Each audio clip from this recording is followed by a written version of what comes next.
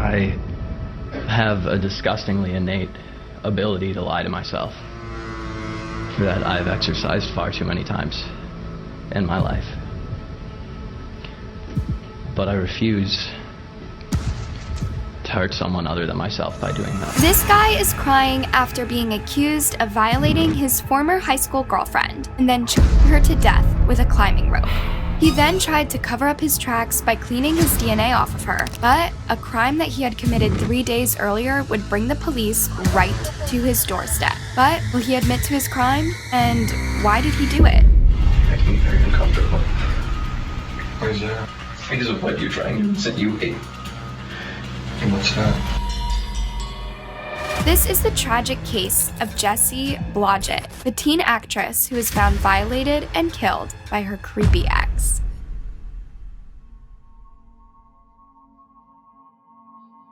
"19-year-old Jessie Blodgett lived in the small town of Hartford, Wisconsin, with her parents, Buck and Joy. She was described as a brilliant and talented musician with a passion for drama, and was always singing, dancing, and playing the piano.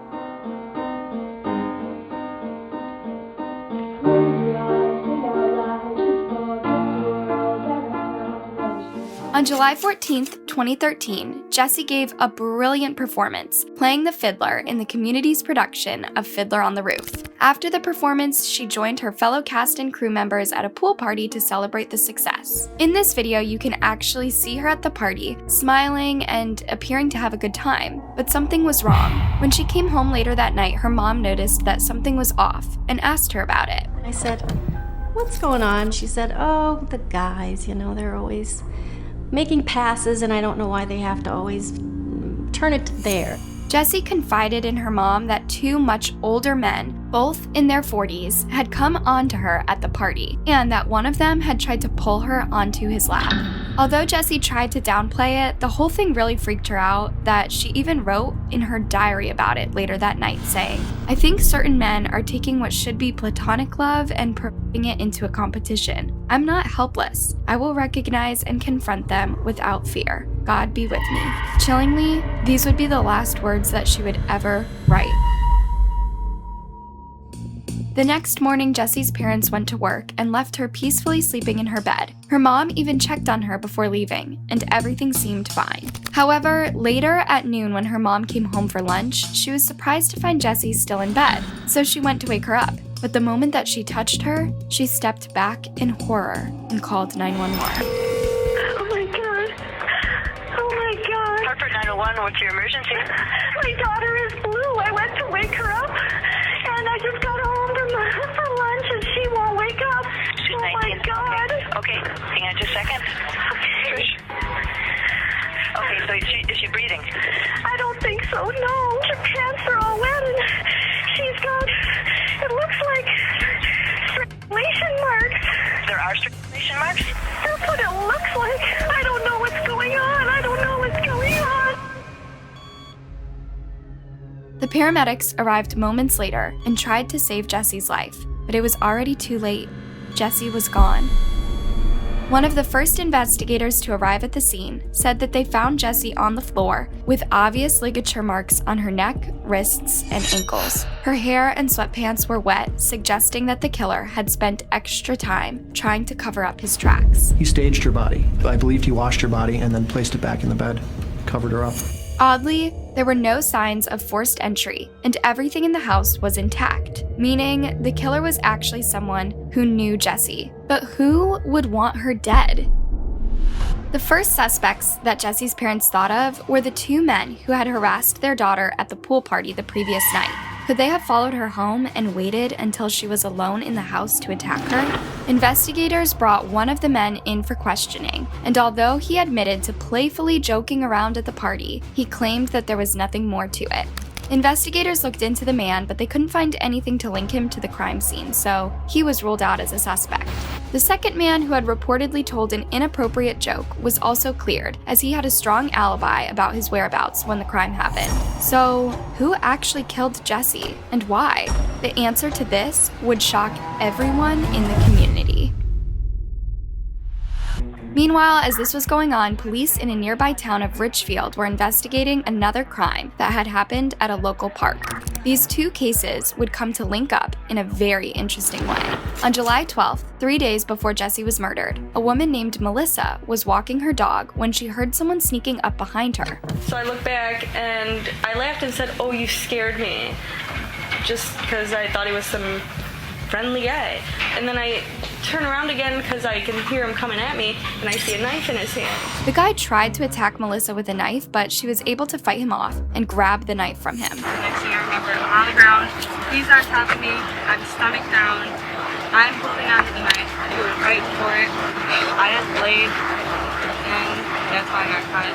That's when he said, Melissa later gave a detailed description of the attacker, saying that he was a white male, 18 to 20 years of age, 6'2", and 210 pounds. He had light blonde hair and fair skin, and was driving a dark blue Dodge Caravan minivan. Interestingly, when this detailed description was released, one deputy who regularly patrolled the park remembered seeing a similar vehicle in the parking lot several weeks before the attack. For some reason, he decided to run the vehicle's plate and found that it was registered to a middle-aged couple in Hartford. The couple happened to have a 19-year-old son by the name of Daniel Bartlett, who matched the exact description that Melissa had given about her attacker. When the police called him, they were shocked to learn he was at Jessie Blodgett's home. What was he doing there? And how did he know Jessie? Those who knew Daniel described him as a funny, outgoing person who was kind and caring towards others. He was always really in a good mood when I was around him. He was always joking around. I mean, if there was any violence, it was just messing around. Daniel and Jessie had known each other since high school and had even dated for a short while before deciding to just be friends. Daniel shared Jessie's love for music, and the two had even recorded a song together.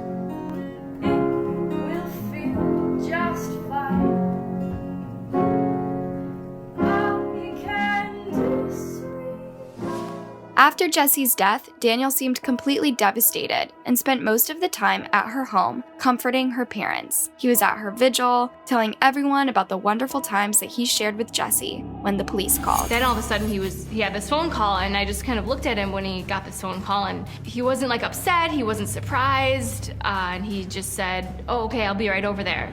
And then he hung up the phone. Investigators' initial motive when they brought Daniel in for questioning was to find out if he was the guy that had attacked Melissa in the park. But they couldn't ignore the fact that he was from a vigil for a woman who had just been murdered. Where were you at again? House in Hartford, Jessie Blodgett's house. The girl that just passed? Yeah, we were visiting her parents. And I said, just making small talk, whatever happened with her? And he said, What's weird about this answer was that the police at the time did not know that Jessie had been assaulted. So how did Daniel know that? At first, Daniel denied having anything to do with Melissa's attack, but when he learned that Melissa had identified him, he caved and admitted everything. You went after that girl, right? Yes. Okay. Why? What were you going to do? I was scared. Daniel told detectives that he had dropped out of college and felt scared about his future. So apparently he wanted someone else to feel the same way. But could he have killed Jessie? Even with the incident at the park, everyone who knew Daniel, including Jessie's parents, did not believe that he was capable of hurting Jessie. How could he? He was a great kid from a nice family and was one of Jessie's closest friends. What reason would he have to kill her? He had everything going for him. He was a top-notch student, straight-A student. He got the lead role in most of the musicals, very talented. I was like, I like this kid, just because, he could make me laugh. And he came from a nice family.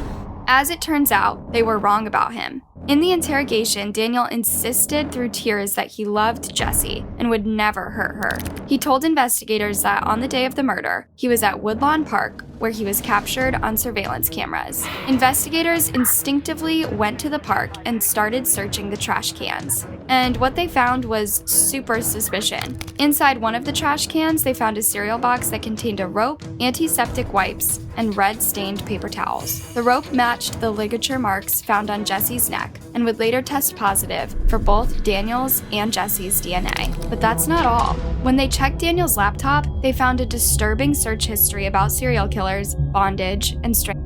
investigation. He had also spent several hours watching a violent adult film with a plot similar to Jessie's murder. And like that's not enough, investigators learned that Daniel was writing a novel titled Red is Red, in which a girl named Jessica is violently murdered by a character named D.